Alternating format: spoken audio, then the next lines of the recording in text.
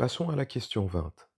On nous dit les trios suivants représentent des mesures de segments en centimètres. Lui veut construire des triangles scalènes avec ces segments. Il faut entourer les deux trios qui permettent de construire un triangle scalène.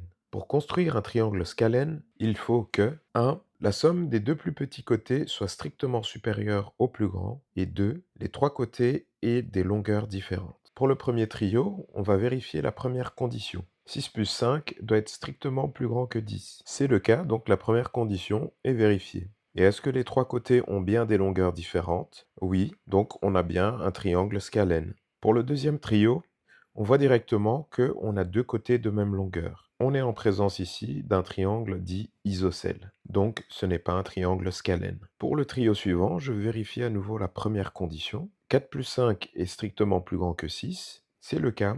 Et pour la deuxième condition, les trois côtés ont bien des longueurs différentes. On est bien ici en présence d'un triangle scalène. Pour le quatrième trio, on vérifie à nouveau la première condition. 10 plus 5 est plus petit que 22, donc ce n'est pas un triangle scalène. Pour l'avant-dernier trio, on vérifie que la somme des plus petits côtés est bien strictement supérieure au plus grand. 4 plus 6 égale 10, donc ce n'est pas un triangle scalène. Pour le dernier, on voit qu'on a deux côtés de même longueur. De plus, leur somme est plus petit que 22. Ce n'est définitivement pas un triangle scalène. Passons à la question suivante où on nous demande de compléter un tableau.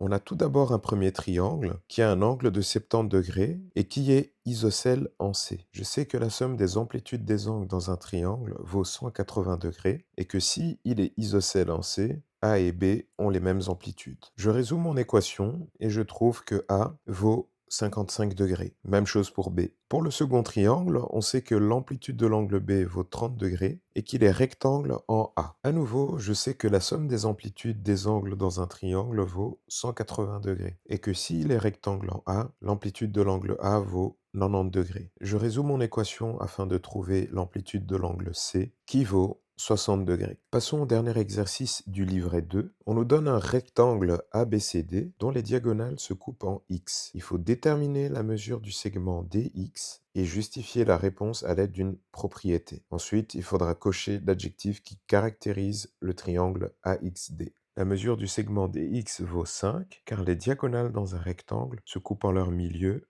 donc XB, DX, AX, XC valent 5. Pour conclure, le triangle AXD est isocèle car on a deux côtés de même longueur.